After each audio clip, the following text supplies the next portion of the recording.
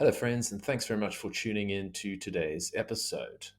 I have got the one and only Wizard of Aus appearing on today's episode. He is the co-organizer behind the Bitcoin Bush Bash.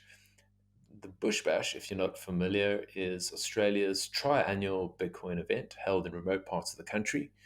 It's a no KYC, no registration event where Bitcoiners gather from around the country to debate ideas, discuss things. There'll be presentations, there'll be stake, there'll be plenty of socializing. It's free and it's open to all, much like Bitcoin. There's no expectations on you in terms of how much or how little you participate. It's really up to you and what you want to make of it. What I can tell you is that by attending a Bitcoin Bush Bash, you are likely to meet some of the most insightful and interesting people that you've ever come across. I know for me, it was one of the most important things in my Bitcoin journey that not only deepened my conviction in Bitcoin as an asset class, but in the Bitcoin culture and community as a whole. I found myself having some of the best conversations I've ever had, and I am so stoked for the next one. It's coming up on the 27th of July. It's being held in Palm Cove. Head on over to bitcoinbushbash.info for more information and make a trip of it. Today's episode, as I say, is with the Wizard of Aus, and we spoke about all things Bitcoin, Bitcoin versus crypto, decentralization as a matter of principle, nation-state adoption, the Lightning Network. We got into all sorts of other things like politics, and I'm just going to leave it at that because I'll tell you what, you're really going to enjoy it.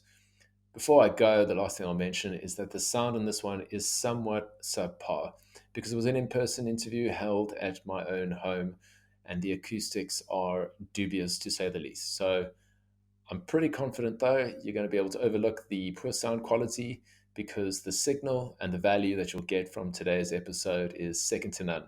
Not because of me, but because of my guests. So with that said, I hope you enjoy.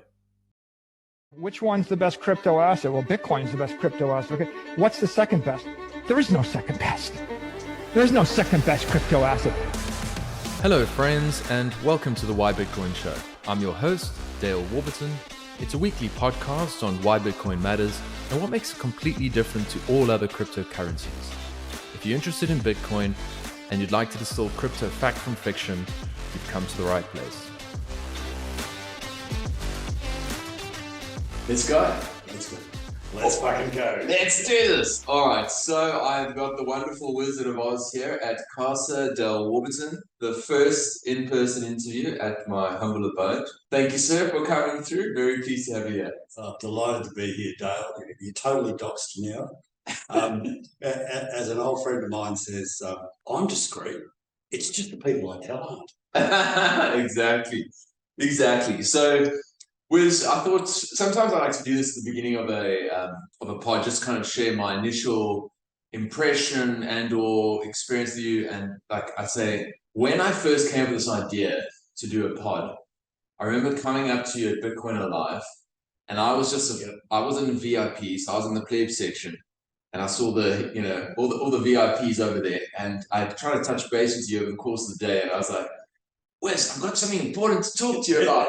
And you're like, okay, cool, we'll chat. And then eventually I'm like, come across here. And I try to get across through to the VIP section, but I was politely told, this is not for you. So you came across to my wall in the flav section, and I said, Wes, I've got a show. This is the idea. Okay. It's called the Why Bitcoin Not Crypto Show. Here's the story. I want people to understand why Bitcoin matters and what the problem with crypto is. I want to be the bridge between normies and the Bitcoin world. I want to explain to them how crypto is not even in the same game. I said, would you like to be a guest? And you're like, I would love to be a guest. And he goes, can I give you one suggestion? So you said, drop the no crypto. And at the time I was like, oh God, suggestions. Oh, I've got to listen to all these suggestions. And then eventually I triangulated that point with a few others. And guess what? It's called the Why Bitcoin Show. We dropped the no crypto. And so, appreciate that. And really looking forward to having a chinwag today about all things Bitcoin. Fantastic. Thanks. Yeah. I wouldn't say I was in the VIP section. it was where they segregated the speakers. We're all a bit special, so Fair enough. Maybe we don't play well enough. Yes. All right. So I think let's begin. I mean, some people know you fairly well. You've been around the block. I regard you as a bit of a Bitcoin elder, a wise Bitcoin elder, if you like. But perhaps if you won't mind just sharing a little bit about your sort of origin story, kind of who you are, just how do you describe yourself and how you came across Bitcoin? Yeah, sure. Thanks, Noel. Yeah, so my background's in software. I studied software in high school.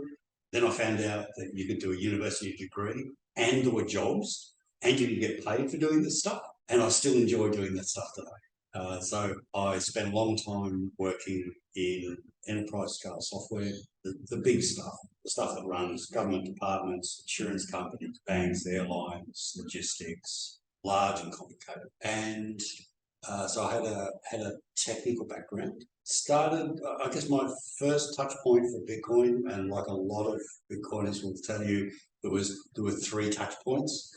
And the first one was probably reading the Wired article in 2010, 2011. Interesting, but I was in IT. I knew you could digitally copy things, so it wasn't going to go anywhere. Didn't pay attention, didn't read the white paper. About a year or 2 later, a close friend was mining Bitcoin on the GPU.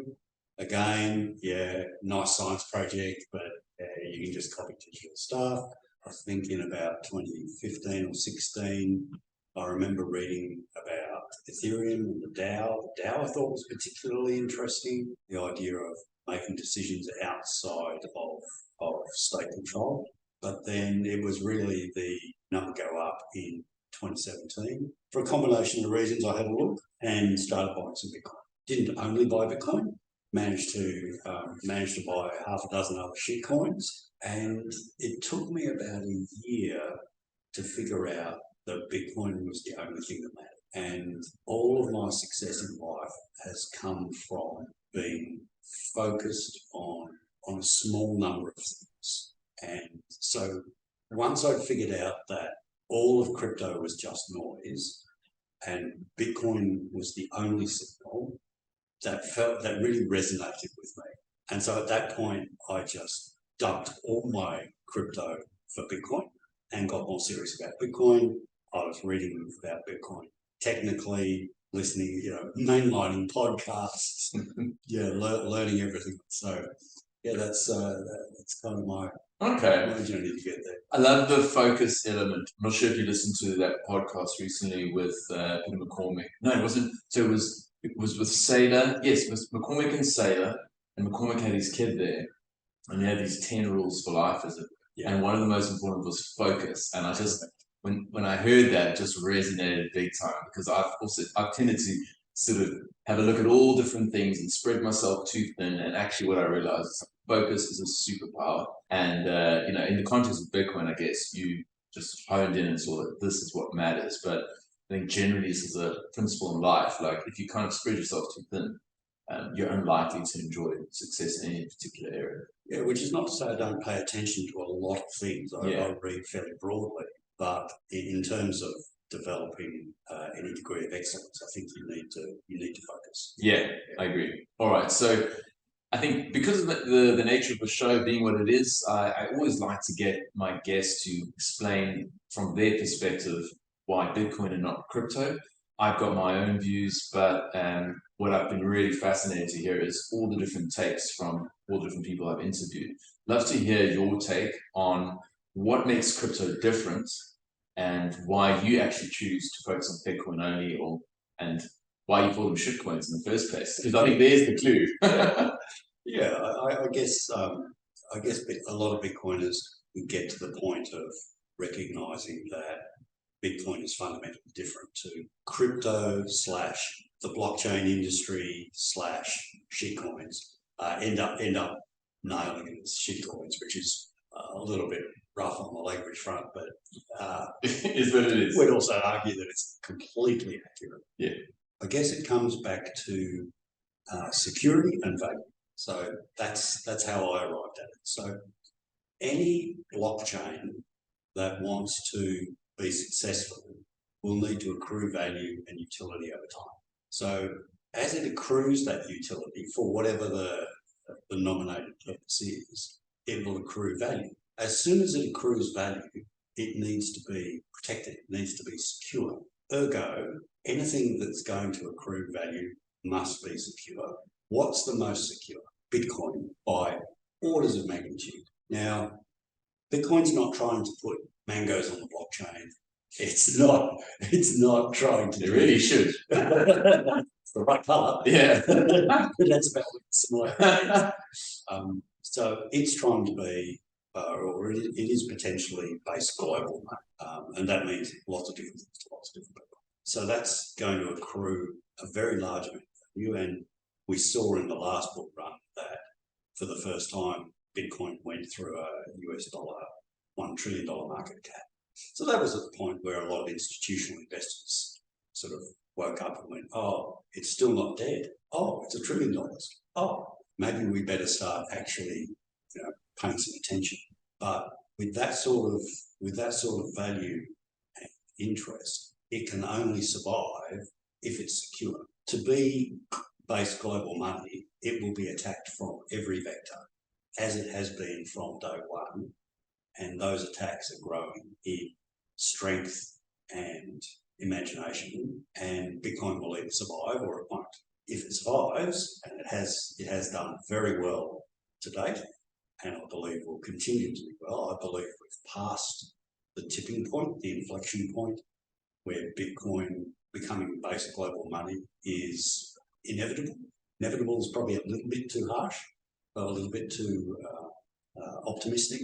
That implies that there are no challenges and that there is no risk of failure, and there certainly is. But so that's really where I got to. So Bitcoin is the most secure. Bitcoin optimizes for security above everything else, and decentralization is part of that security. All the other blockchains make different trade-offs, and that's fine.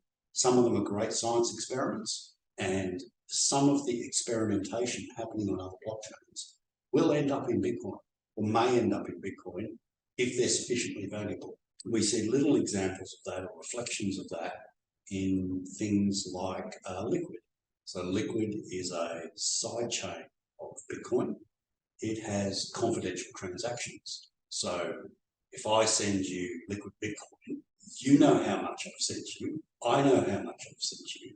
But if we go to mempool.space, look at Liquid blockchain and pull up the transaction, we can see it went from address A to address B, but we can't see the asset that was sent. So we don't know whether I was sending you Tether on Liquid or Bitcoin on. Oh, okay. And we don't know whether I sent you 1 Satoshi or 100 million Satoshis. So, but then that comes with the trade-off. Yeah. And the trade-off is verifiability at the base layer. So that's not a trade-off that Bitcoin, I believe, will ever accept. Will never accept the stepping back from the ability to verify 21. But the experimentation that's happening on things related to Bitcoin is very valuable for Bitcoin. Okay. So yeah, a bit of a long-winded answer. Yeah, but that makes sense. At the end of the day, for global money, Bitcoin is the only thing that matters. Everything else is a sideshow. Bitcoin has no central authority. Everything else does. It has a group of VCs funding it. It has a marketing team. It has a CEO. It has a white paper or a brown paper. Or toilet paper. So what, are you sympathetic to the view that folks like JP have articulated, which is more or less, he used the term, blockchain is just an idiosyncratic database structure. It's really slow, it's really inefficient, and it's not good for very much at all because of all those qualities. The only thing it's good for is money. It actually was invented in the 90s. And so much of what we see on crypto today is sort of solutionism, solutions in search of some sort of problem. Is that something that resonates with you, or is that perhaps is that just one characterization of what potentially many? Yeah, no, I would agree with that. Yeah. To use, I guess, a more general analogy, if we think about running a project, and it doesn't matter whether it's building a house or building an extension to a house, or a software project or anything, basically, there's a trilemma. You can have it It's time, cost, and quality. So you can have it fast and you can have it cheap, but you can't have quality. You can have it fast and you can have high quality, but it will come at high cost. So with a trilemma, you can have any two, but you're going to have to sacrifice at least one. Yeah. With blockchain, Bitcoin unashamedly makes the selection of security as the primary objective. Yeah.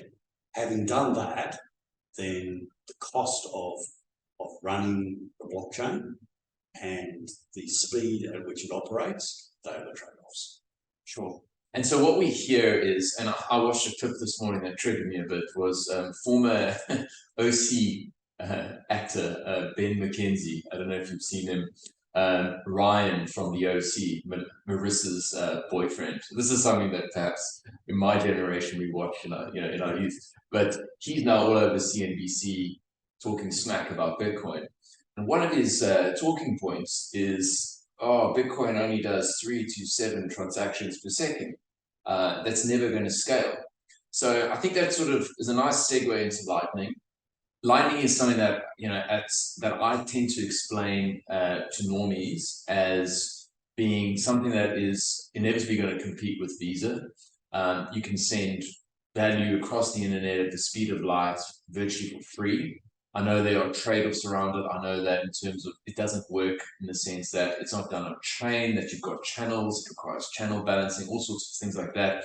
Perhaps if you can give us the TLDR on Lightning and any challenges that you foresee in the future that would prohibit it or hold it back from becoming a real challenger to the likes of Visa. Because what I'm imagining and what I've heard is a situation where you've got the ability through the use of derivatives to use Lightning and stable sats to effectively send value across the world instantaneously for free, and you're not exposed to that volatility.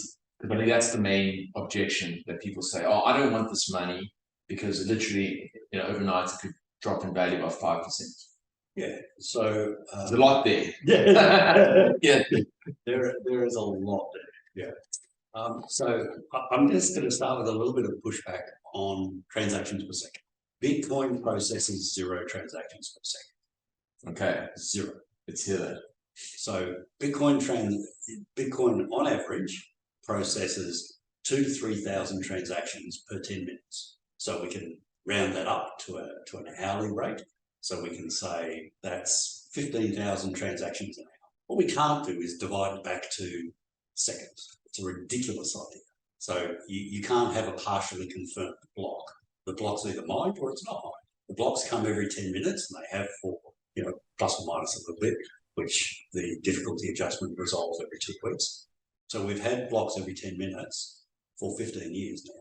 What we haven't had is blocks every second, nor will we ever have blocks every second. That's a great assessment. I haven't heard that before. So that's the first point. So what they're trying to do is say Bitcoin and the base layer can process 15,000 transactions an hour. Comparatively, how many can Visa or MasterCard or American Express or Diners Club? Well, I guess we're looking at the legacy financial system. Yes. Sorry, so they can obviously process orders of magnitude faster. And that comes back to how does Bitcoin scale? And that's a conversation that's been going on within weeks of the white paper being announced and within weeks of the software originally being released on the 3rd of January 2009. So straight away, people were looking at it going, how's it going to scale? And that conversation is still going on today, and I hope that it's going to continue to go on because we'll try lots and lots of different things. For those who are newer to Bitcoin, reading the Block Size Wars is a good background read on that, and in particular to the fork of Bcash in August 2017, and then more importantly to the No 2X capitulation from the New York Agreement, where a bunch of prominent Bitcoiners and Bitcoin companies wanted to force a block size increase. The reason that was so contentious was because they wanted to do what Ethereum is trying to do, which is let's do everything on the base layer. But as any half-competent engineer knows, and we can see lots of examples in nature, things scale in layers, and that's what Bitcoin's now doing. So the base layer, yep, still happily plodding along with 15,000 transactions an hour, plus or minus a few. But faster transactions, well, we can do those on Lightning. Now, Lightning comes with some trade-offs. Bitcoin, I can give you an address, and in 10 years' time, you can send Bitcoin to that address, and as long as I haven't lost the keys, then happy days, I'll have the Bitcoin. With Lightning, it works on invoices. So I can give you an invoice, you can pay the invoice. If you want to pay that invoice again, because, hey, for reason, you can't. So Lightning has a different way of operating. You don't need to run a Bitcoin node in order to receive Bitcoin, but I guess to some extent you don't need to for Lightning either, but your Lightning capability is dependent on infrastructure that must be online. So if the Lightning node is not running, then you can't receive Lightning. If you don't have your Bitcoin wallet open, your base layer Bitcoin wallet open, you can still receive Bitcoin. So there's different trade-offs, mate. Now, Lightning is part of Bitcoin scaling because, as you said, it enables incredibly fast, near free transactions. And there's been dramatic increase in adoption. I first started using Lightning about late 2018. It was still very reckless. There was less than 100 Bitcoin on the whole of the Lightning network at that point. It was quite flaky, but it was so exciting. and for me, I felt I was really late to Bitcoin. And so Lightning is something new. That was something that I could get my teeth into. Yeah. So it was very exciting. And it still interests me and fascinates me. And then throughout 2018, 2019, 20, and through to 23 now, Lightning's grown and matured, and there's around about 5,000 Bitcoin on the publicly viewable channels. Private channels probably have, I would suggest, the same level in. So maybe another 5,000. And that's being used. You can already see major exchanges like River Financial in the US, Bitfinex and others, and a bunch of Australian exchanges too. Amber, Bitteroo, both have Lightning adoption, so you can send sats into the exchange to sell if you needed to. Equally, if you are stacking sats, you can withdraw that on the Lightning network. So instant, fast, cheap, fantastic. But to use Lightning, you need to create a channel. So if we're going to do it in the sovereign manner, if you're running a Lightning node and I'm running a Lightning node, and we both want to run that node and create a Lightning channel to other nodes, then we need an on-chain transaction. So that on-chain transaction to onboard all of the people on the planet would take many, many decades on all of the transaction taken. So then you start to get into custodial solutions. So here in Brisbane, we're blessed with a lot of Bitcoin companies, one of which is Wallet Satoshi. And so they have what is probably the easiest to use Lightning wallet, widely used, but it's custodial. So trade-offs there, you and I can use Wallet Satoshi, and I do use Wallet Satoshi. I have a small amount on there, but I also run my own Lightning node and use that in preference. But sometimes, if my Lightning node is down, there's a power outage at my house, or the internet is down, or the node jams up for whatever reason, as it tended to do more in the early days. Now it's quite reliable. Then I've always got a fallback. But from a scaling perspective, the custodial solution allows more people to use capability with the trade-off that the custodian can rug pull. Now, that doesn't mean the custodian is a bad actor, but a custodian is a central point of failure. And as Nick Szabo pointed out, those centralizations are security risks. So they can be leaned on by government or by the state, told to shut down and forced to give that money over. Now that's obviously an extreme example.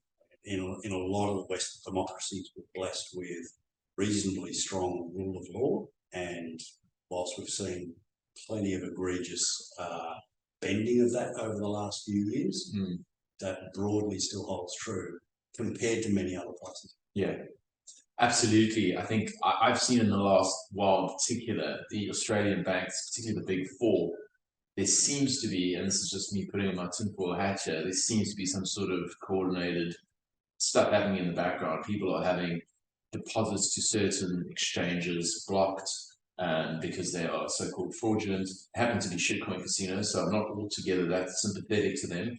But it still fundamentally is like, okay, this is another signal that it's not actually your money when it's in the bank, and even your money in the bank is a custodial risk at the end of the day, and that the only way to truly own your own money is to hold your own keys. And any solution within Bitcoin, whether it's Lightning, whether it's on chain, that relies on a third party, whether it's a collaborative custody model, or whether it's literally sitting on exchange, you're fundamentally able to trust someone. And I've just found that 99% of people don't trust themselves enough, and they want to trust someone. We always have to trust someone in a sense. Yeah, and I don't know if I'm any wiser, but I'm definitely older than you. Yes. I think you're wiser too, man. and I look at a lot of the younger Bitcoiners, and I'm very jealous because I discovered Bitcoin later in life, and Bitcoin takes you down a lot of rabbit holes. But I guess one of the most confronting ones is to start to understand how money in the existing financial system works. And so it is quite confronting to actually understand that, the money that the bank holds for you, there are all sorts of legal mechanisms for them not to give that to you. So the easy illustration of that is, let's say you've saved up, you're saving for a deposit on a house, and you saved up $20,000, and you decide you want to change banks. You want to walk into the bank and you want to withdraw it in cash. The bank's not going to give it to you. They'll give you a bank check. They'll allow you to transfer it to some other bank. They'll want lots of KYC. They'll want additional documentation. Yeah, that's been quite confronting. And so the idea or the concept of bearer assets and money as a bearer asset is not a commonly understood one, because we don't really think about money much. Nor should we have to. But the default in the existing system is it's all custodial except for cash. Yeah. Cash is a bearer instrument. So if I pull $20 out of my wallet, pay you $20 for this excellent cup of coffee, you will go, yeah, score. Yeah. But the person who holds the $20 note is the owner of the $20 note by definition. Yeah. Same with Bitcoin. Bitcoin is a digital bearer asset. So if I hold the private key to that piece of Bitcoin or Bitcoins, shout out Matt O'Dell,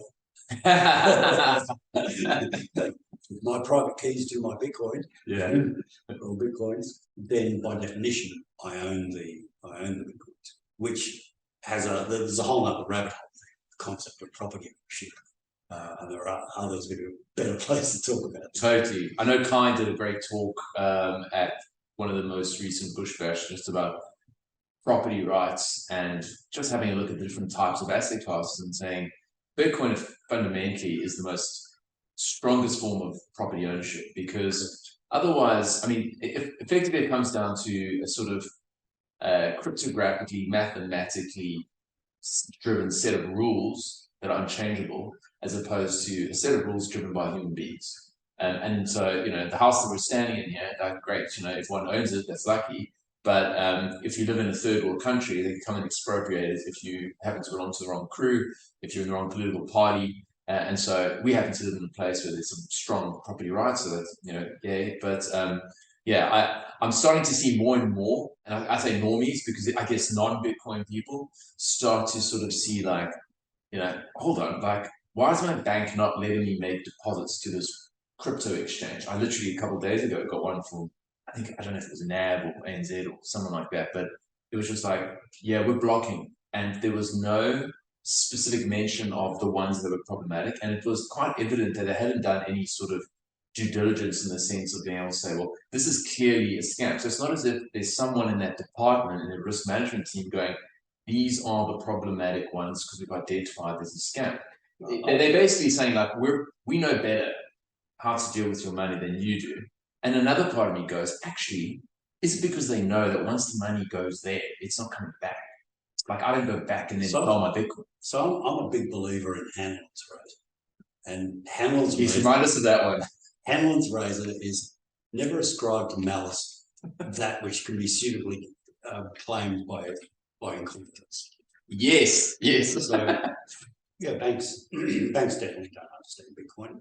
They have no incentive to, and it's not their core business. Their core business is running their bank in accordance with the legislation, maximising their profits, etc., etc., etc. So looking at it from a pure banking operational perspective, they take a hit when fraud comes to play. Mm-hmm. So the broader crypto exchanges, as distinct from Bitcoin-only exchanges, and we're blessed with a number of them here in Australia. So we've got Amber, Bitteroo, Hardblock, PayBTC, Fast Bitcoins, I think. Fast Bitcoins, all places where you can go buy Bitcoin and there's no other distraction. There's learning materials available. And I've transferred dollars onto all of those without any friction from the bank, and including in the last couple of days. Okay. Even from banks that have said, yeah, we're going to start blocking.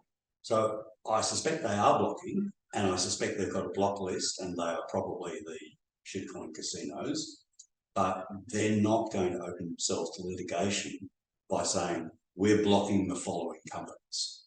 Yeah. Because that would expose them to risk. So they put the broad statement. That may be a charitable explanation, but it's also a credible one when you view it from the bank's perspective. What are they trying to do? What costs them? When someone defrauds you and you contact the bank makes you whole, or should, and that comes out of their profits. They will then try and recover that from an exchange, and the exchange may or may not play ball, but the cost of doing that, just in time and effort and support, is not insubstantial. So for exchanges that don't have those high chargebacks and don't have those significant quantities of fraud, they will probably continue to have fairly frictionless banking relationships. The exchanges that have very high chargebacks and are responsible for large portions of that fraud are likely to face debanking, and we've seen that happen in the last few months in Australia.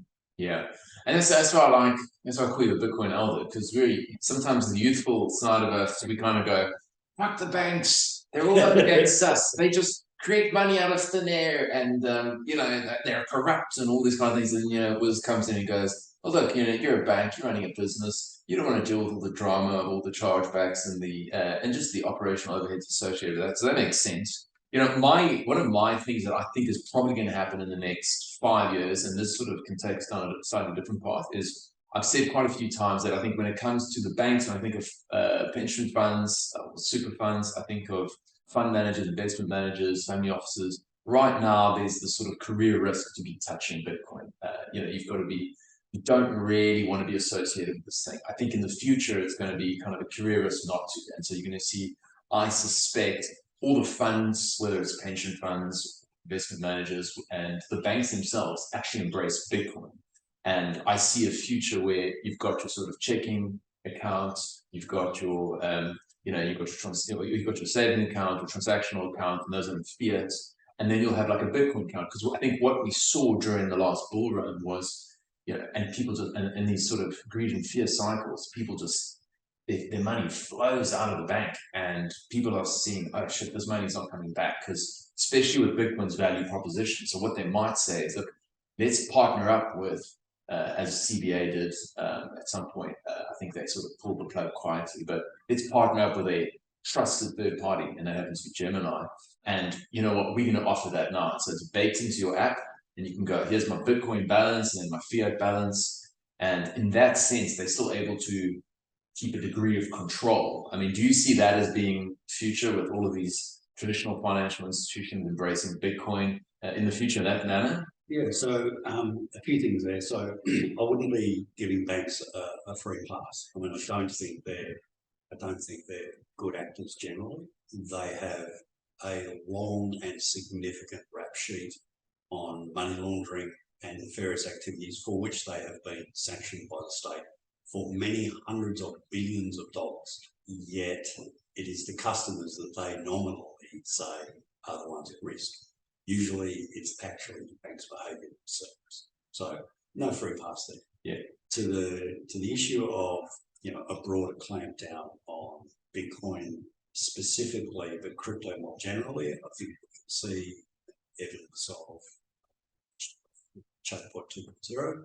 For those listeners who don't know about choke point, it was a financial oppression implemented under the Obama administration in the US to make it exceptionally difficult for people in prostitution, arms, gambling, cannabis, marijuana, gambling to get banking services. So none of those things were illegal, but they made them pseudo-illegal by choking off access to banking. Canadian truckers was a very clear illustration to people recently where that same type of the use of finance as a weapon was brought home very clearly.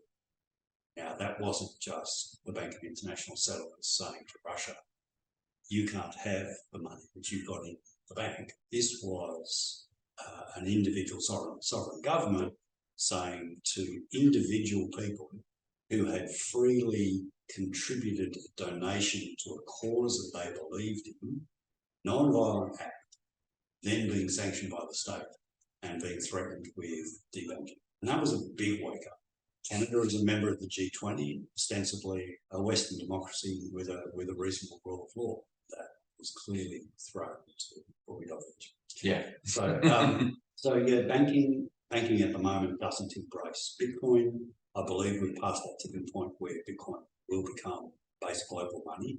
Whether that happens in my lifetime, your lifetime, children's lifetime, or my grandchildren's lifetime, I don't know. But hell, I'm here for the ride. Yes. and I think we're both here to contribute to helping them along in some way, shape, or form. These conversations, meetups, and books, and other ways of communicating and teaching and learning are really helpful. Recently, Blackrock, who is the world's largest fund manager, applied for it's popularly been called a spot ETF in the US. It's actually more akin to a trust, and Alan Farrington has a great article that breaks down the difference between through ETFs and trusts which can be traded on the exchange. And I believe the article is actually called Trust Me Bro. Okay, I've seen it in Click. Okay, got it. Okay. It's well worth reading. Guy Swan, who's also an incredible resource for Bitcoiners who are keen to learn, also reads that article, and Guy often adds a nice take at the end of his pieces. So he reads Alan Farrington's piece. Probably the most important thing that's come out of BlackRock's application, from my perspective, is not whether it succeeds or fails, although their 575 to 1 success to failure rate would kind of indicate that they're fairly confident. But when the head of BlackRock rolls up on CNBC and says, Bitcoin is here to stay, Bitcoin is digital gold, Bitcoin ain't going away, he is doing exactly what you said. He is de-risking serious finance professionals in the existing financial system from talking about Bitcoin, from proposing Bitcoin be part of a fund structure, for putting forward options that perhaps Bitcoin should have an allocation within our fund, within our institution, within our family office, within our family. And so that, over the course of time, starts to break down those initial, it's scary, crypto is a nightmare. Yes, correct, crypto is a nightmare. And that's why that distinction between crypto and Bitcoin is both accurate and important. You don't see BlackRock saying, yeah, we're proposing a shitcoin ETF and a Bitcoin ETF. Nor are they talking about digital assets, nor are they talking about blockchain. They're only talking about Bitcoin. There's a reason for that. Yeah, there's the signal, isn't it? And I've said, people, I guess they listen to me are going to go, oh, this boy repeats himself. But I've said quite a few times, like, I think of BlackRock as kind of an extension of the federal government, in the sense that there's this sort of revolving door between, the Fed, Treasury, and then these monster financial institutions, Fidelity, BlackRock, whoever they may be. And, whether it's Janet or Jerome or whoever, they all just kind of keep going round and round. And eventually they collect a pension on the taxpayers' bar. But I've said, like, there's no chance that Larry Fink is going to put his neck out there to get embarrassed. There are definitely conversations that were had, no question on mind, that, hey, listen, what do we need to do to get this through? Or like, what are the prospects of this going through? I know that there are so many different other ETFs. And the other thing I also, and you said, like, there's that distinction, and that's interesting, because I must check into it. But the other thing that I've also thought about is the tendency, as I understand, with these ETFs is it's the first mover actually, swallows 80% of the market, and then the balance kind of pick up the scraps. And so I think there's a gold ETF as an example. I'm not sure what the ticker symbol is, but that one, when it was launched, it was GLD. GLD, there we go. And it was launched by BlackRock. iShares, which is owned by BlackRock. So that particular one, when it was launched, it was one of the fastest adopted ETFs of all time. I think it still is. And the reality is that there's a bunch of other gold-backed ETFs, but they just don't have anywhere near the sort of market cap. So one wonders how the SEC is going to sort through the plentiful applications, whether it's the Grayscale trusts now wanting to convert, and they're suing them for that. Then you've got everything from Gemini through to ARK through to Fidelity.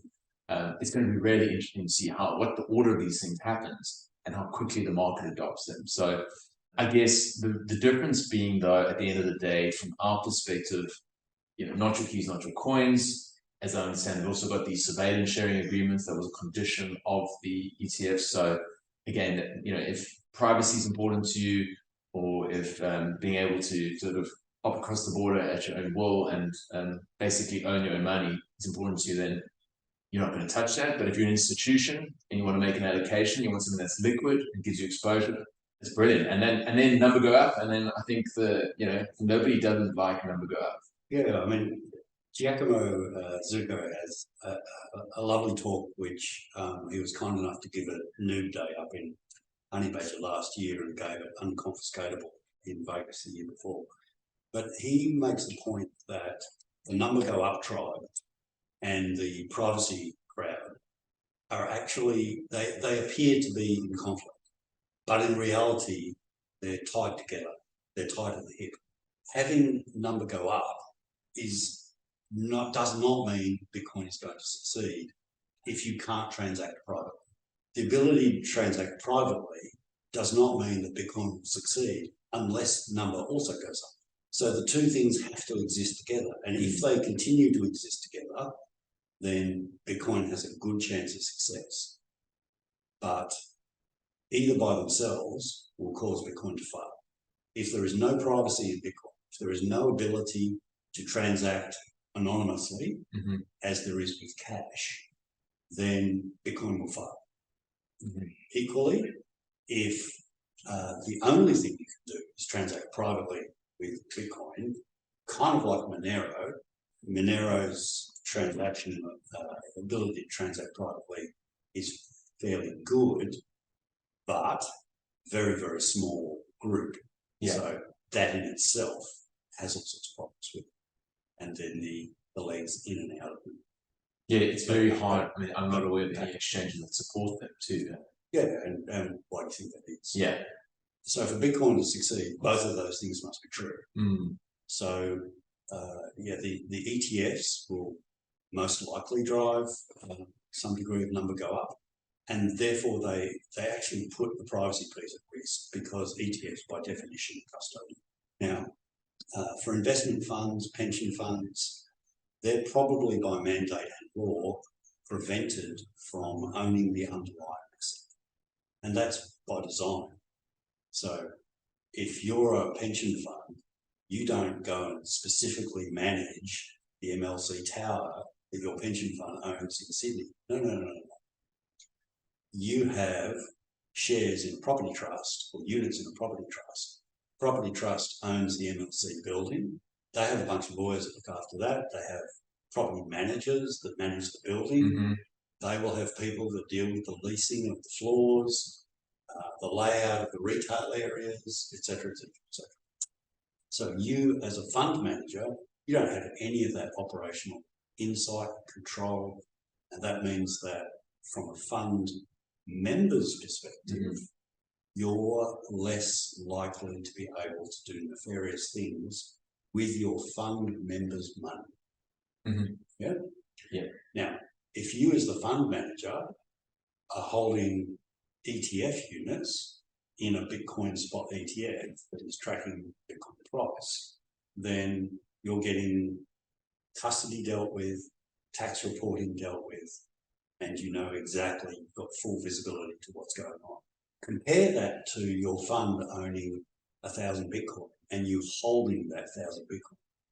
Now all your members are going, don't really get on a plane with those 12 words and fly off to somewhere, shave his beard off.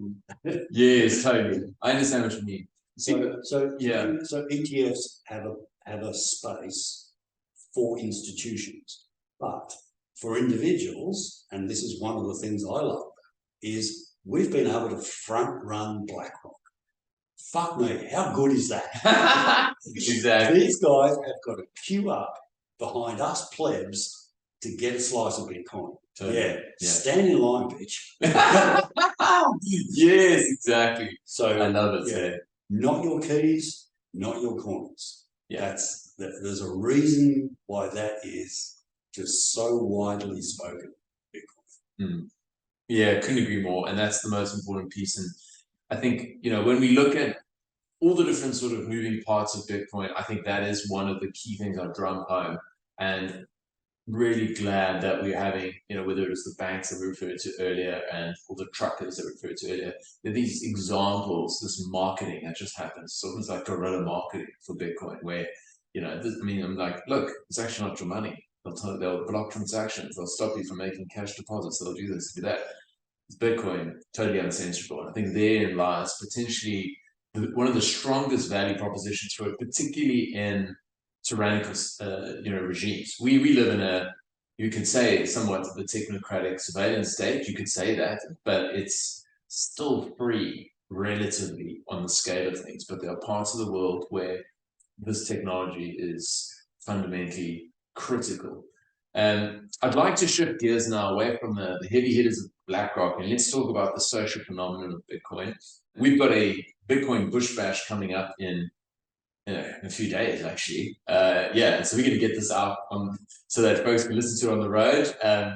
But I thought let's just start off with I know you've told this story, so you can give us the sort of the bridge version of the Bush Bash itself, which, as far as I'm aware, is Australia's first real, you could say, I don't want to say organized Bitcoin conference because it's quite organic. So tell us the story there.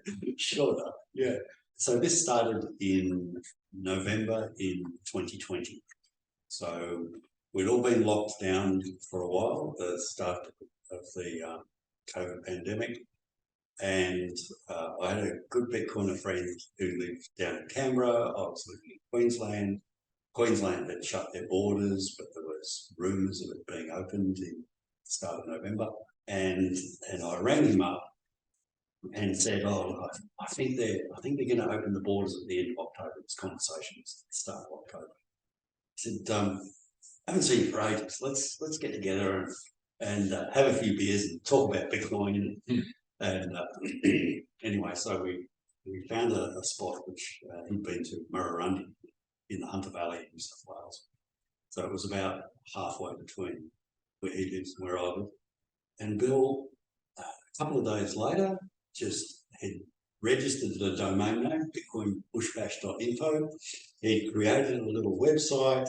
He popped on a few accommodation places in Murrurundi and tweeted it out to his vast bank of followers and said, yeah, Wiz and I are going to meet for the weekend and drink beers and talk Bitcoin. All Bitcoiners welcome. Contact me or contact Wiz if you're interested.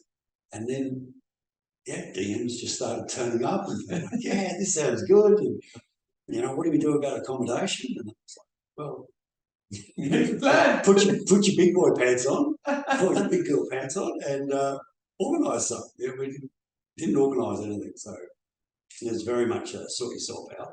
And we were lucky in that first year. Obviously everything was very, very quiet. So the hotel that we stayed in happily gave us their back room, back area, which is where we held that first bush bash.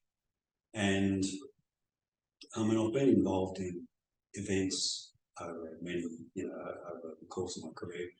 And usually you get people who say they'll turn up, and around about half to 2/3 turn up. Bush Bash has consistently been different. So we had about 20 people said they'd turn up. And on the Saturday lunchtime, I did a head count and it was over 40. And it's been the same every single time. So we don't require registration. You don't have to give your name. You don't even have to talk to anybody. You can just listen. A few people then started messaging saying, so are there going to be any presentations? And I talked about that with Bill, and I thought, oh, yeah, it's a good opportunity to do some education. So I've been playing with a few things. I've been playing with Liquid. I've been playing with Hodl's new, at that time, their new lending platform. I'd played with Tails, and so I just demonstrated some stuff that I'd been playing on. JP from Sydney, who you had on previously, he and Catan brought JP's Blockstream satellite out to Murrurundi. Wow. We set it up in the beer garden, and JP and Catan plugged in the node structure, and we used Lightning to send a message across the Lightning network that was broadcast on the Blockstream satellite and received on the satellite dish, which had no internet connection.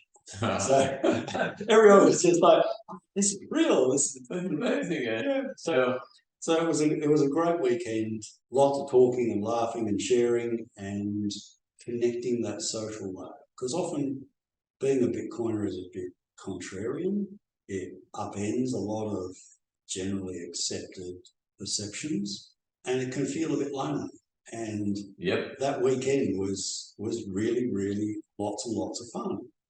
And I think everyone went away and said, well, we're going to do this again, aren't we? Yeah. And so we did.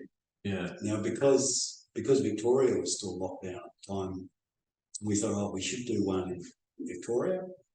We'll do it in northern Victoria, so it's not too far from the border in case there's the risk of border closure again. You've got to make a run. And we've got to make a run. And then later in the year, we did one in the winter, in the middle of the year, in Queensland, where it's warm and sunny. It's got its own country, as we know, Dale. Too well, exactly. Don't be fooled by the hoodies. It's 30 degrees outside there. It's not. I don't think it's even 20. That's why we've got hoodies on. Don't give it away. No. And I guess the feedback has been really wonderful, and it really emphasised to me that, and many other people talk about this, that ultimately Bitcoin is a social way. So Bitcoin adoption grows because we talk to each other, and then we tell our friends, and sometimes our friends, especially early in our Bitcoin journey, when we talk to people, we get somewhat evangelical about it. And later on, I guess my state now is that I tend to let people know that I know a bit about Bitcoin, and to make them welcome to come and ask if they're curious, but I don't ram it down people's throats anymore. Like, I probably did. I think that it comes with time. I feel like it comes with time because I too have stopped beating on about it because initially you're just so excited and you're just screaming from the rooftops and you realize it's not an effective way to persuade people. And I almost want to use like an analogy of, like when you're a young teenager or maybe you're at uni and you're trying to attract ladies, the guy who's making too hard an effort typically falls flat the most. Like he tries too hard. Yeah. It's the cool cat who doesn't appear as if he cares too much. He gives maybe the girl like a glance or a nod or some sort of suggestion, makes a joke, walks off. That piques her interest. She comes back to him. It's not the guy who's like a little puppy dog following around the dance floor, the bar, or whatever it is. And I'm talking now, this is my early youth, but and that's an appropriate analogy for the handsomest man. Whereas a curly red-headed nerd, I had very little experience in that. But I think the core point there is actually making people curious. Yeah. If there's one thing I've learned is to find what makes people curious, and the little Bitcoin book I think is a nice place to start.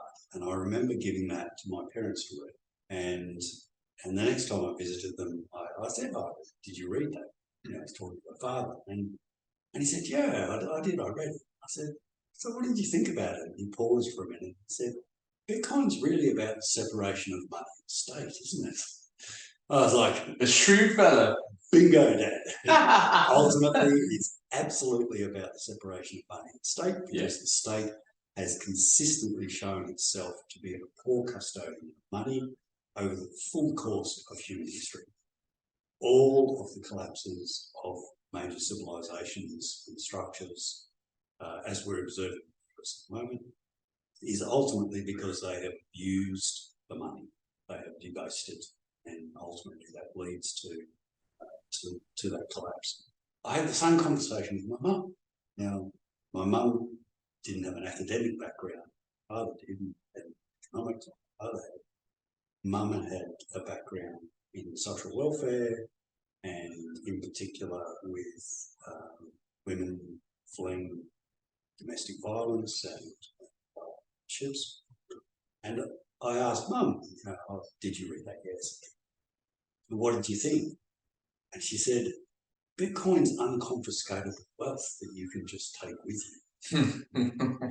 And it was dichotomy between those two perspectives from my parents that just really drove home to me how different people perceive Bitcoin. So the thing that I try and find out is what is it that's going to pique someone's curiosity about it? Because if you can get them curious, then they're off on their own journey. And then they can come to you for, hey, I'm learning about Bitcoin now, and what's a 51% attack? Oh, yeah, it's this. Exactly. And this is what makes so much of Bitcoin to me feel inevitable, but it's a very dangerous word because, I didn't ever think that COVID was a possibility, frankly. I was like, I never had contemplated or gamed that particular scenario, and my brain is always adversarial. And now I'm like, what's the next one, right? But when it comes to like Bitcoin, I think there is, to an extent, this inevitability because it almost doesn't matter who you are. It actually fixes something for you. So I look, okay, so we're seeing a very polarized world today, and you might say a lot of the cultural decay and the social division and just the inequality and just the, like social unrest is potentially linked to the financial system because people are just finding themselves unable to survive. Now, if you find yourself somebody who's politically on the left, traditionally on the left, let's call it, and you care about, I guess, the sort of lower to middle socioeconomic group, they tend to be the most hard hit by inflation. It's not necessarily the asset owner. So it goes, well, here's something that, yes, it's volatile, but if you can understand why it's volatile, you can ride a 4-year cycle. Chances are, I don't think anybody's lost any money over 4 years. And so not only that, so I did some analysis of this. I got the full price history of Bitcoin on a daily price basis. Yeah. There are 0 days in Bitcoin's history so far where if you had held Bitcoin for 4 years, your gain was always above 100%. So it didn't matter whether you bought at the Bitcoin peak or the Bitcoin trough. If you held for 4 years, you were at least 100% up. There we go. At least. So there we go. So that makes that case. So that is very much about time preference, as we tend to call it Bitcoin. Yeah. So it's not something for short-term pumping and dumping and making a quick buck. You're better to go and actually do some work and save. But the key thing I like about, one of the great things I love about Bitcoin is it's optional. It's opt-in. You know, Bitcoin has a bunch of qualities, and we've touched on a few of these throughout this discussion. Yeah. Bitcoin is unconfiscatable. That's something the left should care about too. It's ungated. So everyone has access to it. That equality of access. Now, it doesn't mean that we all have the same amount of money to put into Bitcoin, to buy Bitcoin. That's a whole different thing. But equality of opportunity is the starting point. So everyone potentially has access to Bitcoin. If you've got Bitcoin, you can transact when and where and with whomever you wish, and no one can stop you. So it's not censorable. It's not seizable, can't be debased. You can determine exactly how many Bitcoin there are. So there are a lot of qualities that the Bitcoin network has. If you like those qualities, you can buy some Bitcoin because those qualities are important to you and they'll protect your savings over time. Yeah. If those things are not important to you, that's okay. Walk on by. Walk on by. But if those things are important to you and they're optional, you have to question people who try and deny you access into Bitcoin. Because if it's optional, then why do you care? Yeah, exactly. And I use that framing to think about conversations from the state, regulators about, oh, well, we should control access to this or that.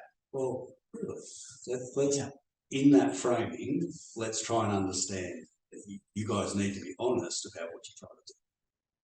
Absolutely. And fortunately, I feel like the state in many countries has overplayed their hand in trying to appeal to the paternal side of people, which is like, you must go and get this jab because we tell you it's great for you and it works and it's effective. It'll stop from spreading. No, it's not going to stop from spreading, but it'll save you. No. And the narrative keeps shifting.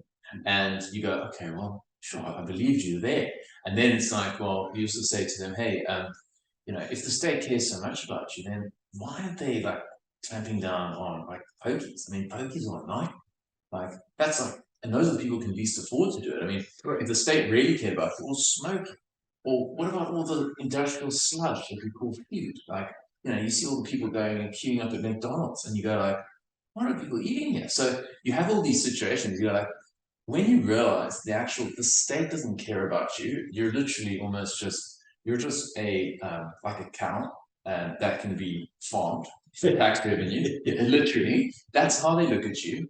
And their goal is to extract as much as they can, much like a farmer would, in the form of tax. So you take care of you figure out what's best for you, and don't really appeal to authority for somebody else to look out for your best interests, because you're in the best position to determine that. So I try and touch on a bunch of things. So there's all these different angles. If you care about the climate, go down the path of understanding how Bitcoin mining can actually facilitate the transition to the green energy revolution, if that's what you care about. I mean, we can talk about the merits of whether or not solar and all the mining that needs to happen in order to make those solar panels actually exist is in itself green, but that's a whole nother kettle of fish. But go down that path. You care about freedom and track your money, then go down this path. And if you care about like equality and protection of people's savings, then go down this path. There's all these different touch points, and it's almost like, as you say, you ask the questions, you uncover what matters to that person, kind of leave them with a little piece of information and let them explore. Because force feeding people, like trying to get them to drink from a fire hose, is usually not the way. So my parents are staying with us at the moment. My dad's trad by through and through, value investor, just happy to get his 8% per annum. And he's just looking at the compound growth of the time, just so disciplined. And he's done well. Plus, he's got private equity deals where he can actually add tons of value. So he'll say to me, like, hey, man, we've had some businesses where we've had exits of like, 40x our initial capital because we know how to do that. I can't do that with Bitcoin. I can't control that. So I go, yeah, I respect that. Meet people where they are, but you need to find what matters to that person. And so if there's something in it where you go, hold on, and then they can run on their own. And then, I suppose there's 100 million plus Bitcoiners on it. And I feel like as a network, it's just growing and growing in momentum. And the geopolitical, the macro, all of these demographic forces are kind of building. And we're riding a wave. And I'll say something like earlier to what you were saying is like in your lifetime, or maybe your kids' lifetime, your grandkids' lifetime, I'm actually fairly conservative. I've prepared myself mentally for quote unquote war in the sense that I would love hyper-Bitcoinization in the sense of, we got $1 million Bitcoin in 5 years. I mean, then we're styling, then we're financially set and going, got a bit of fuck you money and I don't have to work for the man. I can do what I want. But I'm prepared to do this for decades and decades because I've got a long-term horizon. So, I think the core of what we're talking about there is really the non-aggression principle. Is you don't have the right to force other people to do things. Yeah, you can persuade them. And I think often on a new subject, like Bitcoin often is for most people, is helping make them curious, assists that. But along with that comes free choice. The other half of free choice is consequences. Mm-hmm. And from that arises that lovely little saying from a lady on Twitter, Panic FOMO. Everyone gets Bitcoin at the price they deserve. Mm-hmm. Now it's perhaps a little harsh, but I'm quite happy if the SEC continues to deny spot ETFs for the rest of the decade, and all of the institutions line up behind us plebs whilst we continue stacking.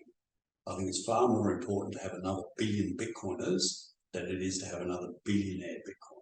Fair point, absolutely. And I was even saying the other day, because we're investigating putting some, setting up a self-managed super and all that jazz, and I'm kind of like, okay, shit, this takes like 3 months to happen.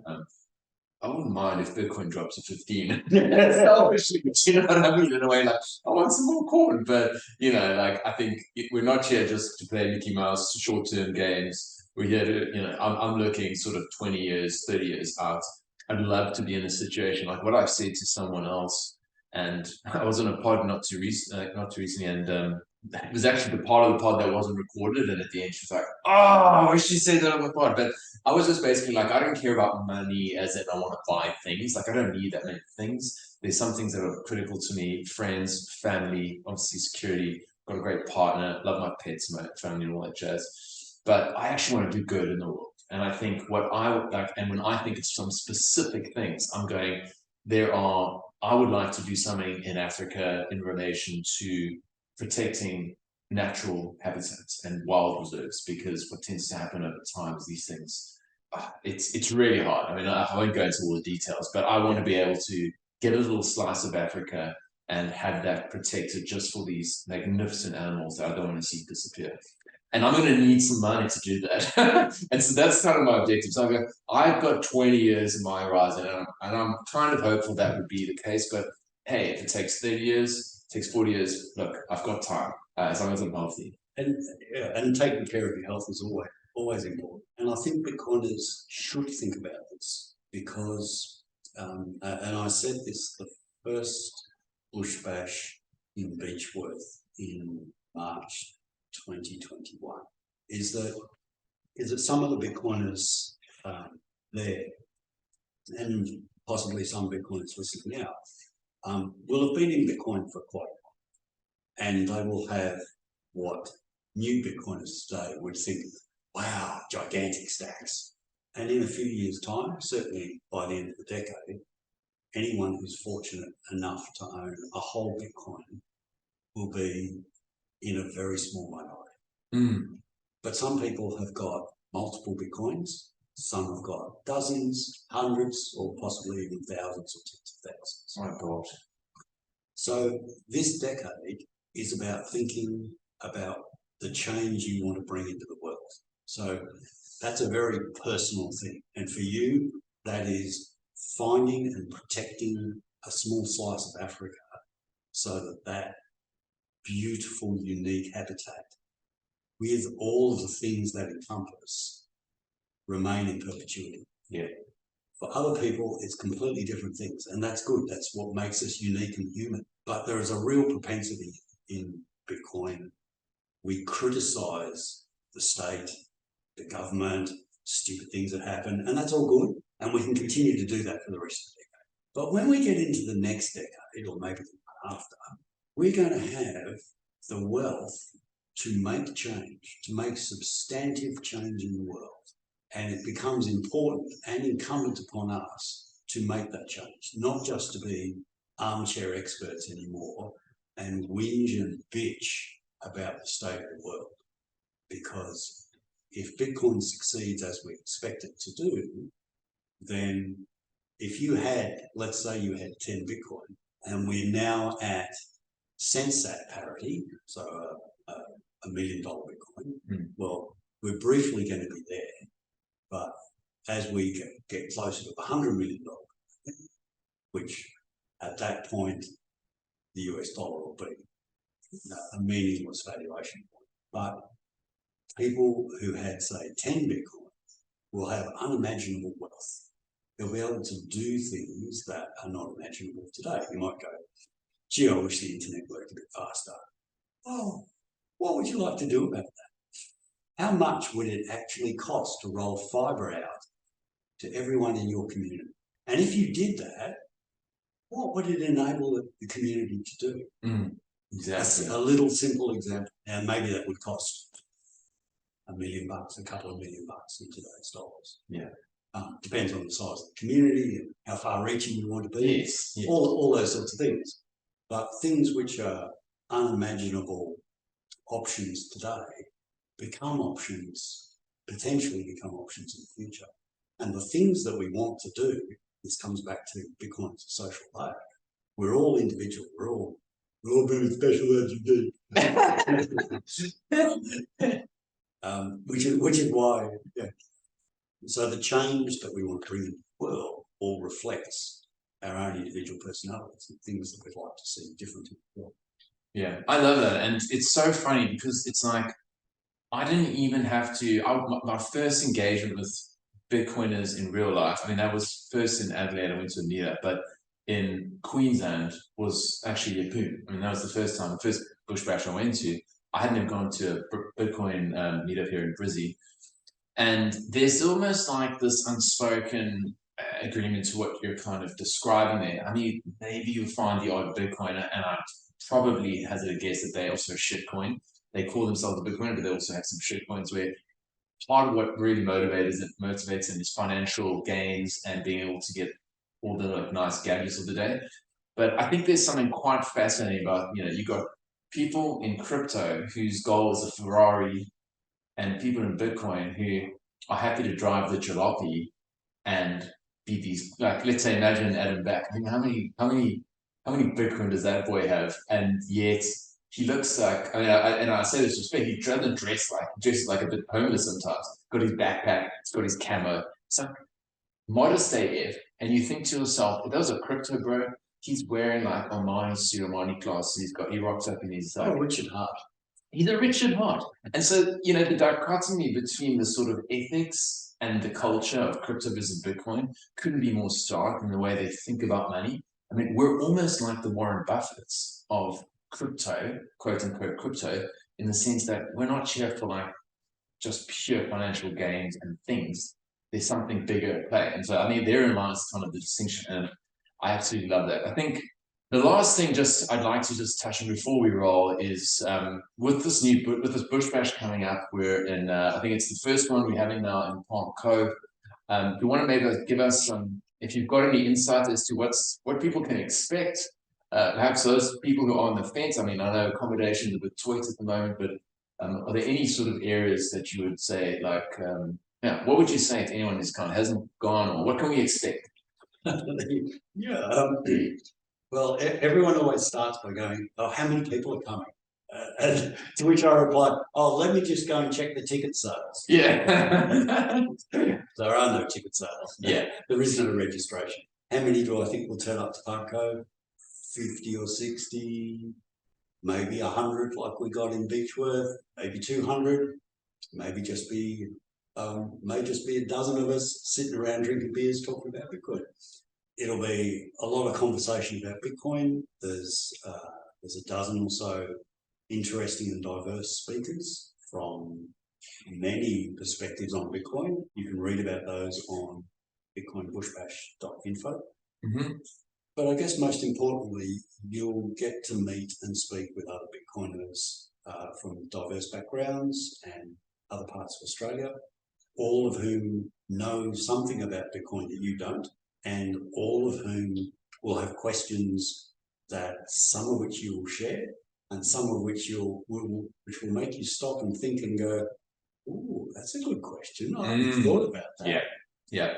I think that's the thing. Hey, it's the variety of conversations, the variety of perspectives, and in all of my engagements, at least at the Bush Bash, I can say they've been so good. I've just had like the best conversations. I felt like I was at my wedding at the one. I just was like, my God, I'm running from table to table, and like I'm keyed into what they're saying there. This is good stuff. Okay, I'm gonna go. Let me run across to this table. Whew, okay, that got me thinking. I'm just like, it's just absolutely on cloud nine. So to anyone who sort of hasn't made the pilgrimage, I want to say, is definitely worth a trip. I think there's you did a pod with Stefan Oliveira on the Bitcoin Bushbash.info site. So I certainly suggest people go and have a listen to that too. And then I'd also say I wrote an article just about kind of what it's all about from a cultural perspective. So if you want to get a flavor of what it's like, yeah, it's really one of my, like, it's one of the best. It's sort of there's proof of work involved. It involves people who truly care about Bitcoin, and so while we're all different, I just get so much value from it, and I'm so pumped, and I'm making a holiday of it. So yeah, really looking forward to it. Anything that you want to leave the listener or the viewer with before we round out today? No, I don't think so. Thanks, Dale. It's been a lovely conversation. As always, we can keep talking about Bitcoin for another few hours. And, yes, and I'm sure we will up in Palm Cove in a couple of weeks' time. Sounds awesome. Wiz, thanks for your time. Appreciate it. And yeah, to anyone listening, you made it thus far. Congrats. The production quality is going to be.